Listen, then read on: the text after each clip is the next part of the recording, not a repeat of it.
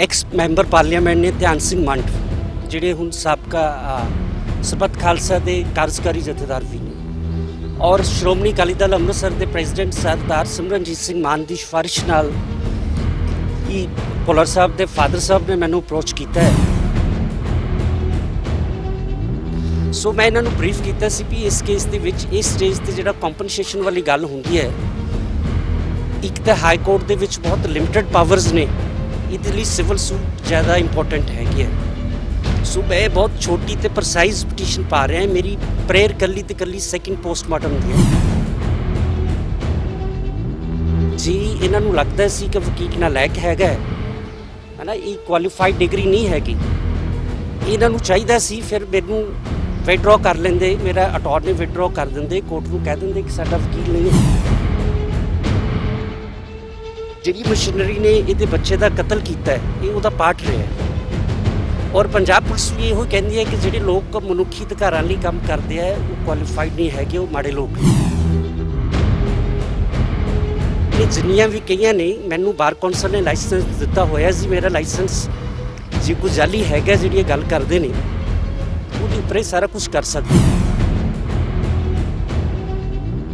ਮੈਂ ਤੁਹਾਨੂੰ ਬਰੀਫ ਕਰਦਾ ਹਾਂ ਕਿ 13 ਤਰੀਕ ਨੂੰ ਮੈਨੂੰ ਇਸ ਬੰਦੇ ਨੇ ਅਪਰੋਚ ਕੀਤਾ ਹੈ। ਦੋ ਬੰਦਿਆਂ ਦੀ ਸਿਫਾਰਿਸ਼ ਸੀ, ਇੱਕ ਐਕਸ ਮੈਂਬਰ ਪਾਰਲੀਮੈਂਟ ਨੇ ਧਿਆਨ ਸਿੰਘ ਮੰਡ ਜਿਹੜੇ ਹੁਣ ਸਾਬਕਾ ਸਰਬੱਤ ਖਾਲਸਾ ਦੇ ਕਾਰਜਕਾਰੀ ਜਥੇਦਾਰ ਵੀ ਨੇ ਔਰ ਸ਼੍ਰੋਮਣੀ ਅਕਾਲੀ ਦਲ ਅੰਮ੍ਰਿਤਸਰ ਦੇ ਪ੍ਰੈਜ਼ੀਡੈਂਟ ਸਰਦਾਰ ਸਿਮਰਨਜੀਤ ਸਿੰਘ ਮਾਨ ਦੀ ਸਿਫਾਰਿਸ਼ ਨਾਲ ਹੀ ਭੁੱਲਰ ਸਾਹਿਬ ਦੇ ਫਾਦਰ ਸਾਹਿਬ ਨੇ ਮੈਨੂੰ ਅਪਰੋਚ ਕੀਤਾ ਹੈ ਕਿ ਮੇਰੇ ਮੁੰਡੇ ਨਾਲ ਧੱਕਾ ਹੋਇਆ ਤੇ ਤੁਸੀਂ ਮੇਰੀ ਮਦਦ ਕਰੋ। ਸੋ ਮੈਂ ਇਹਨਾਂ ਨੂੰ ਸਾਰੀ ਗੱਲ ਲੈ ਕੇ 13 ਤਰੀਕ ਨੂੰ ਮੈਂ ਇਹਨਾਂ ਨੂੰ ਸਮਝਾਇਆ ਕਿ ਕੋਰਟ ਵਿੱਚ ਛੁੱਟੀਆਂ ਹੈਗੀਆਂ ਨੇ, ਕੋਰਟ ਜਿਹੜੀ ਹੈ ਟਿਊਜ਼ਡੇ ਖੁੱਲ੍ਹਣੀ ਹੈ, ਇਹ ਸੰਡੇ ਦੀ ਗੱਲ ਹੈ ਜੀ। ਸੋ ਮੈਂ ਇਹਨਾਂ ਦੇ ਬਿਹਾਫ ਤੇ ਇੱਕ ਈਮੇਲ ਭੇਜੀ ਹੈ ਸੁਪਰੀਮ ਕੋਰਟ ਨੂੰ, ਉਹ ਕਾਪੀਜ਼ ਮੈਂ ਤੁਹਾਨੂੰ ਦੇ ਦਿੱਤੀਆਂ ਨੇ। ਮੈਂ ਉਸ ਈਮੇਲ ਦੇ ਵਿੱਚ ਬਹੁਤ ਸੁਪਰੀਮ ਕੋਰਟ ਨੂੰ ਸਪਸ਼ਟ ਕੀਤਾ ਸੀ ਵੀ ਇਹ ਡੈਡ ਬੋਡੀ ਰੈਪ ਕਰਨ ਤੋਂ ਬਾਅਦ ਆਹ ਫੋਟੋਗ੍ਰਾਫਸ ਨੇ ਜਿਹੜੀਆਂ ਅਸੀਂ ਸੁਪਰੀਮ ਕੋਰਟ ਨੂੰ ਵੀ ਭੇਜੀਆਂ ਵੀ ਇੱਥੇ ਡਾਊਟ ਹੈਗਾ, ਫੈਮਿਲੀ ਨੂੰ ਐਪਰੀਹੈਂਸ਼ਨ ਹੈ ਕਿ ਟਾਰਚਰ ਹੋਇਆ, ਇੱਕ ਕਸਟੋਡੀਅਲ ਡੈਥ ਦਾ ਮੈਟਰ ਹੈ। ਉਹਦੇ ਵਿੱਚ ਮੈਂ ਸੁਪਰੀਮ ਕੋਰਟ ਨੂੰ ਸਪਸ਼ਟ ਕੀਤਾ ਕਿ ਆਰਟੀਕਲ 21 ਕਹਿੰਦਾ ਹੈ ਵੀ ਕਿਸੇ ਬੰਦੇ ਦੀ ਜਾਨ ਲੈਣ ਦਾ no person shall be deprived from his life except procedure duly established by law. ਕਿਸੇ ਦੀ ਜਾਨ ਲੈਣ ਦਾ ਅਧਿਕਾਰ ਜਿਹੜਾ ਹੈਗਾ ਉਹ ਇਕੱਲਾ ਕੋਰਟ ਕੋਲੇ ਹੈਗਾ, ਅਦਾਲਤ ਕੋਲੇ ਹੈਗਾ।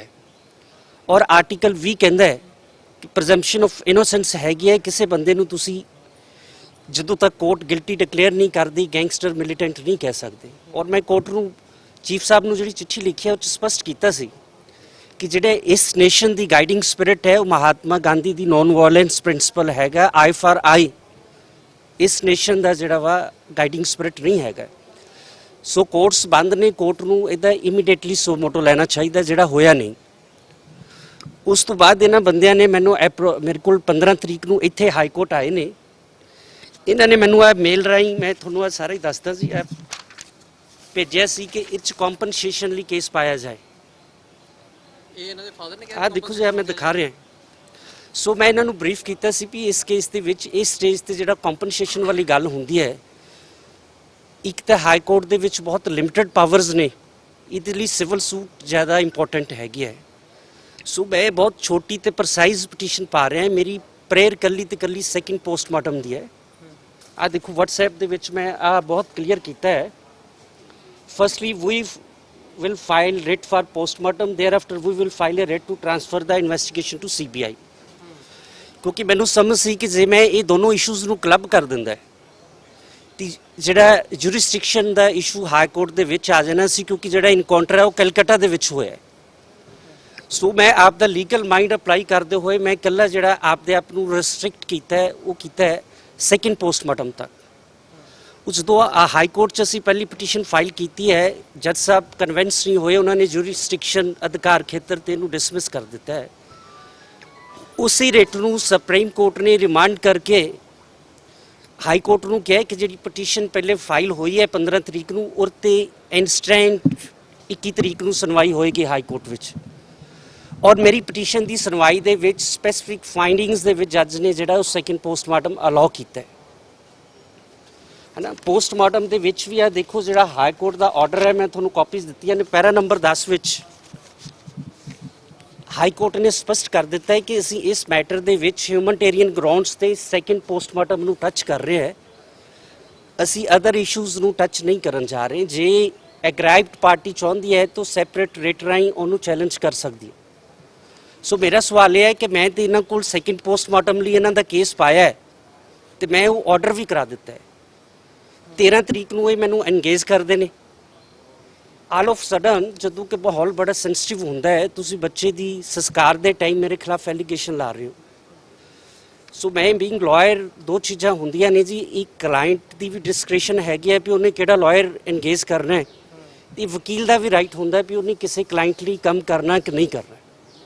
ਸੋ ਇਹ ਸਾਰੀਆਂ ਗੱਲਾਂ ਜੀ ਇਹਨਾਂ ਨੂੰ ਲੱਗਦਾ ਸੀ ਕਿ ਵਕੀਲ ਨਾਲਾਇਕ ਹੈਗਾ ਹੈ ਨਾ, ਇਹ ਕੁਆਲੀਫਾਈਡ ਡਿਗਰੀ ਨਹੀਂ ਹੈਗੀ। ਇਹਨਾਂ ਨੂੰ ਚਾਹੀਦਾ ਸੀ ਫਿਰ ਮੈਨੂੰ ਵਿਡਰੋ ਕਰ ਲੈਂਦੇ, ਮੇਰਾ ਅਟਾਰਨੀ ਵਿਡਰੋ ਕਰ ਦਿੰਦੇ, ਕੋਰਟ ਨੂੰ ਕਹਿ ਦਿੰਦੇ ਕਿ ਸਾਡਾ ਵਕੀਲ ਨਹੀਂ ਹੈ। 21 ਤਰੀਕ ਤੱਕ ਤਾਂ ਤੁਸੀਂ ਮੇਰੇ ਨਾਲ ਰੈਗੂਲਰ, ਜਦੋਂ ਤੱਕ ਮੈਂ ਰਿਲੀਫ ਲੈ ਕੇ ਦਿੱਤੀ ਹੈ ਤੁਸੀਂ ਮੇਰੀ ਟੱਚ ਵਿੱਚ ਸੀ। ਸੋ ਦੂਜਾ ਸਵਾਲ ਹੈ, ਇਹਨੇ ਕਿਹਾ ਜੀ ਦੀ ਕ੍ਰੈਡੀਬਿਲਿਟੀ ਤੇ ਕ੍ਰੈਡੈਂਸ਼ੀਅਲਸ ਦੀ ਗੱਲ ਕੀਤੀ ਹੈ। ਮੈਂ ਤੁਹਾਡੇ ਮੀਡੀਆ ਰਾਹੀਂ ਦੱਸਣਾ ਚਾਹੁੰਦਾ ਕਿ 2012 ਚ ਇਸ ਹਾਈ ਕੋਰਟ ਦੇ ਚੀਫ ਜਸਟਿਸ ਗੰਗੋਈ ਸਾਹਿਬ, ਜਦੋਂ ਮੈਂ ਸੁਮੇਧ ਸਿੰਘ ਸੈਣੀ ਨੂੰ ਡੀਜੀਪੀ ਅਪਾਇੰਟ ਕੀਤਾ ਤਾਂ ਰਿਟ ਚੈਲੰਜ ਕੀਤੀ ਸੀ। ਉਦੋਂ ਕੋਰਟ ਨੇ ਮੈਨੂੰ ਸਪੈਸੀਫਿਕ ਸਵਾਲ ਪੁੱਛਿਆ ਸੀ ਕਿ ਤੁਹਾਡੇ ਕ੍ਰੈਡੈਂਸ਼ੀਅਲਸ ਕੀ ਹੈਗੇ ਨੇ, ਤੇ ਮੈਂ ਉਦੋਂ ਕੋਰਟ ਨੂੰ 90 ਪੇਜਸ ਦੇ ਆਪ ਦੇ ਕ੍ਰੈਡੈਂਸ਼ੀਅਲਸ ਦੇ ਕੇ ਦੱਸਿਆ ਸੀ ਕਿ ਮੈਂ 98 onward as a student human rights activist ਲੋਕਾਂ ਲਈ ਕੰਮ ਕਰ ਰਿਹਾ ਹਾਂ। ਤੇ ਇਹ ਜਿਹੜਾ ਕੇਸ ਹੈ ਜੈਪਾਲ ਭੁੱਲਰ ਦੇ ਬਾਪ ਦਾ, ਮੈਂ ਮੁਫਤ ਕੀਤਾ ਹੈ, ਪ੍ਰੋ ਬੋਨੋ ਸਪੋਰਟ ਕੀਤੀ ਹੈ, ਮੈਂ ਪੈਸਾ ਨਹੀਂ ਲਿਆ। ਔਰ ਉਹ ਪਹਿਲਾ ਕੇਸ ਨਹੀਂ ਹੈਗਾ, ਮੈਂ ਸੈਂਕੜੇ ਕੇਸ ਇਹੋ ਜਿਹੇ ਮੁਫਤ ਕਰ ਚੁੱਕਿਆ ਹੁਣ ਤੱਕ। ਸੋ ਜਿਹੜੀ ਮੇਰੀ ਕ੍ਰੈਡੈਂਸ਼ੀਅਲਸ ਦੀ ਗੱਲ ਹੈਗੀ ਹੈ, ਮਤਲਬ ਮੈਂ ਇੱਥੇ ਦੋ ਗੱਲਾਂ ਮਹਿਸੂਸ ਕਰਦਾ ਵੀ ਜਿਹੜਾ ਇਹ ਸਰਦਾਰ ਸਾਹਿਬ ਕਹਿੰਦੇ ਨੇ ਵੀ ਇਹ ਡਿਸਕੁਆਲੀਫਾਈ ਵਕੀਲ ਹੈਗਾ ਹੈ, ਇਹ ਜਿਹੜੀ ਗੱਲ ਹੈ ਜਿਸ ਮਸ਼ੀਨਰੀ ਦਾ ਇਸ ਸਰਦਾਰ ਭੁਪਿੰਦਰ ਸਿੰਘ ਜਿਹੜੇ ਫਾਦਰ ਨੇ ਜੈਪਾਲ ਦੇ, ਇਹ ਪੰਜਾਬ ਪੁਲਿਸ ਦੇ ਸੀਨੀਅਰ ਅਫਸਰ ਰਹੇ ਨੇ, ਜਿਹੜੀ ਮਸ਼ੀਨਰੀ ਨੇ ਇਹਦੇ ਬੱਚੇ ਦਾ ਕਤਲ ਕੀਤਾ ਹੈ ਇਹ ਉਹਦਾ ਪਾਰਟ ਰਿਹਾ ਹੈ। ਔਰ ਪੰਜਾਬ ਪੁਲਿਸ ਵੀ ਇਹੋ ਕਹਿੰਦੀ ਹੈ ਕਿ ਜਿਹੜੇ ਲੋਕ ਮਨੁੱਖੀ ਅਧਿਕਾਰਾਂ ਲਈ ਕੰਮ ਕਰਦੇ ਆ ਉਹ ਕੁਆਲੀਫਾਈਡ ਨਹੀਂ ਹੈਗੇ, ਉਹ ਮਾੜੇ ਲੋਕ ਨੇ।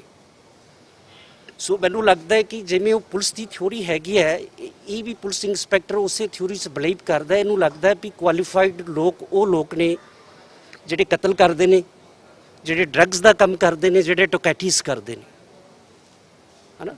ਸੋ ਇਹਨੇ ਜਿੰਨੀਆਂ ਵੀ ਕਹੀਆਂ ਨੇ, ਮੈਨੂੰ ਬਾਰ ਕੌਂਸਲ ਨੇ ਲਾਇਸੈਂਸ ਦਿੱਤਾ ਹੋਇਆ ਜੀ, ਮੇਰਾ ਲਾਇਸੈਂਸ ਜੇ ਕੋਈ ਜਾਲੀ ਹੈਗਾ ਜਿਹੜੀ ਇਹ ਗੱਲ ਕਰਦੇ ਨੇ ਉਹਦੇ ਉੱਪਰ ਇਹ ਸਾਰਾ ਕੁਝ ਕਰ ਸਕਦੇ ਨੇ। ਮੈਂ ਇਸ ਕੇਸ ਦੇ ਵਿੱਚ ਐਜ਼ ਅ ਟੀਮ ਪਲੇਅਰ ਕੰਮ ਕੀਤਾ। ਜਦੋਂ ਮੈਂ ਕੇਸ ਫਾਈਲ ਕੀਤਾ ਉਦੋਂ ਇਸੇ ਹਾਈ ਕੋਰਟ ਤੋਂ ਮਿਸਟਰ ਰੰਧਾਵਾ ਇੱਕ ਐਡਵੋਕੇਟ ਨੇ, ਸਾਡੇ ਕਲੀਗ ਲਾਇਰ ਨੇ, ਉਹਨਾਂ ਦੀ ਮੈਨੂੰ ਕਾਲ ਆਈ ਕਿ ਮੇਰੇ ਆਈ ਵਾਜ਼ ਵੈਰੀ ਕਲੋਜ਼ ਟੂ ਹਿਮ, ਮੇਰੀ ਫੈਮਿਲੀ ਨਾਲ ਬਹੁਤ ਨਜ਼ਦੀਕੀ ਸਬੰਧ ਨੇ, ਮੈਂ ਅਪੀਅਰ ਹੋਣਾ ਚਾਹੁੰਦੀ ਹਾਂ। ਸੋ ਇਸ ਕੇਸ 'ਚ ਮੈਂ ਫੈਮਿਲੀ ਨੂੰ ਕਿਤੇ ਵੀ ਮਿਸਲੀਡ ਨਹੀਂ ਕੀਤਾ। ਮੈਂ ਉਸੇ ਵੇਲੇ ਅੰਮ੍ਰਿਤਸਰ ਤੋਂ ਸੀਨੀਅਰ ਟ੍ਰਾਇਲ ਕੋਰਟ ਦੇ ਲਾਇਰ ਸੀ, ਮੈਂ ਉਹਨਾਂ ਦਾ ਨੰਬਰ ਵੀ ਆ ਦੇਖੋ ਇਹਦੇ ਵਿੱਚ ਹੈਗਾ, ਮੈਂ ਇਹਨਾਂ ਨੂੰ ਭੇਜਿਆ ਕਿ ਸਰਦਾਰ ਸਾਹਿਬ ਇਹ ਵਕੀਲ ਤੁਹਾਡੇ ਰੈਫਰੈਂਸ ਨਾਲ ਗੱਲ ਕਰ ਰਹੇ ਨੇ, ਪੇਸ਼ ਹੋਣਾ ਚਾਹੁੰਦੇ ਨੇ, ਤੁਹਾਨੂੰ ਕੋਈ ਆਬਜੈਕਸ਼ਨ ਹੈਗਾ ਕਿ ਨਹੀਂ ਹੈਗਾ। ਇਹਨਾਂ ਦੀ ਕੰਸੈਂਟ ਨਾਲ ਮੈਂ ਉਹਨਾਂ ਨੂੰ ਵੀ ਅਲਾਉ ਕੀਤਾ। ਸੋ ਮੈਂ ਬੜਾ ਹਰਟ ਹੋਇਆ ਇਹਦੀ ਸਾਰੀ ਗੱਲ ਨਾਲ, ਕਿ ਜਿਹੜੀ ਇੱਕ ਪੇਜ ਦੀ ਬਾਰ-ਬਾਰ ਕੱਲ ਮੀਡੀਆ 'ਚ ਗੱਲ ਕੀਤੀ ਹੈ ਇਹਨਾਂ ਨੇ ਕਿ ਇੱਕ ਪੇਜ ਦੀ ਪਟੀਸ਼ਨ ਹੈ। ਆ ਦੇਖੋ ਜੀ ਪਟੀਸ਼ਨ ਵੀ ਮੈਂ ਤੁਹਾਨੂੰ ਦਿਖਾ ਰਿਹਾ, ਤੇ ਮੈਂ ਇਹ ਦੱਸਣਾ ਚਾਹੁੰਦਾ ਕਿ ਉਹ ਇੱਕ ਪੇਜ ਦੀ ਪਟੀਸ਼ਨ ਹੈ ਜਿਸ 'ਤੇ ਦਾ ਸੈਕਿੰਡ ਪੋਸਟਮਾਰਟਮ ਦਾ ਆਰਡਰ ਹੋਇਆ ਹੈ। ਸੋ ਜਿੰਨੇ ਵੀ ਐਲੀਗੇਸ਼ਨਸ ਲਾਏ ਨੇ ਉਹ ਬਿਲਕੁਲ ਝੂਠੇ ਹੈਗੇ ਨੇ ਜੀ। ਮਤਲਬ ਬੀਇੰਗ ਲਾਇਰ ਮੈਂ ਡੈਫਰਮੇਸ਼ਨ ਦਾ ਕੇਸ ਫਾਈਲ ਕਰ ਸਕਦਾ, ਲੀਗਲ ਕੇਸ ਫਾਈਲ ਕਰ ਸਕਦਾ, ਪਰ ਮੈਂ ਉਹ ਕਰਨਾ ਨਹੀਂ ਚਾਹੁੰਦਾ। ਉਹਦੇ ਦੋ ਰੀਜ਼ਨਸ ਹੈਗੇ, ਇੱਕ ਤੇ ਵਿਕਟਮ ਹੈਗਾ, ਇੱਕ ਇਹਨਾਂ ਦਾ ਲੜਕਾ ਜੇਲ੍ਹ 'ਚ ਹੈਗਾ, ਦੂਜਾ ਐਨਕਾਊਂਟਰ ਹੋ ਗਿਆ ਹੈ। ਸੋ ਮੈਂ ਨਹੀਂ ਚਾਹੁੰਦਾ ਕਿ ਫੈਮਿਲੀ ਨੂੰ ਅਨਨੈਸੈਸਰੀ ਹਰਾਸ ਕੀਤਾ ਜਾਏ। ਮੈਂ ਮਹਿਸੂਸ ਕਰਦਾ ਕਿ ਪੁਲਿਸ ਇੰਸਪੈਕਟਰ ਸੀ, ਇਹਨੂੰ ਸਮਝ ਹੋਣੀ ਚਾਹੀਦੀ ਸੀ ਜੇ ਮੇਰੇ ਤੋਂ ਸੈਟੀਸਫਾਈ ਨਹੀਂ ਹੈਗਾ ਤੇ ਮੈਨੂੰ ਡਿਸਓਨ ਕਰ ਦਿੰਦਾ ਹੈ, ਮੇਰਾ ਅਟਾਰਨੀ ਵਿਡਰੋ ਕਰ ਲੈਂਦਾ ਹੈ। ਤੇ ਇਹ ਬੜਾ ਸਟ੍ਰੇਂਜ ਕੇਸ ਹੈ, ਪਰ ਤੁਸੀਂ ਕਦੇ ਵੇਖਿਆ ਨਹੀਂ ਹੋਣਾ ਕਿ ਕਲਾਇੰਟ ਤੇ ਵਕੀਲ ਦੇ ਵਿਚਾਲੇ ਕੋਈ ਇਸ ਕਿਸਮ ਦੀ ਨੌਬਤ ਆਈ ਹੈ। ਸੋ ਕਿਉਂਕਿ ਐਲੀਗੇਸ਼ਨ ਸੀਰੀਅਸ ਸੀ, ਸੋ ਮੈਂ ਇਹ ਤੁਹਾਡੇ ਮੀਡੀਆ ਰਾਹੀਂ ਕਲੀਅਰ ਕਰਨਾ ਚਾਹੁੰਦਾ ਸੀ ਸਾਰੀਆਂ ਗੱਲਾਂ। ਗੱਲਾਂ ਬਾਤਾਂ ਹੋਈਆਂ ਕਿਉਂ, ਕੋਈ ਕਮਿਊਨੀਕੇਸ਼ਨ ਗੈਪ ਰਹਿ ਗਿਆ, ਉਹ ਕੁਝ ਹੋਰ ਚਾਹੁੰਦੇ ਸੀ, ਹੋਇਆ ਕੁਝ ਔਰ, ਇਹਦੇ ਬਾਰੇ ਥੋੜਾ ਜਾਣਕਾਰੀ ਦਿਓ।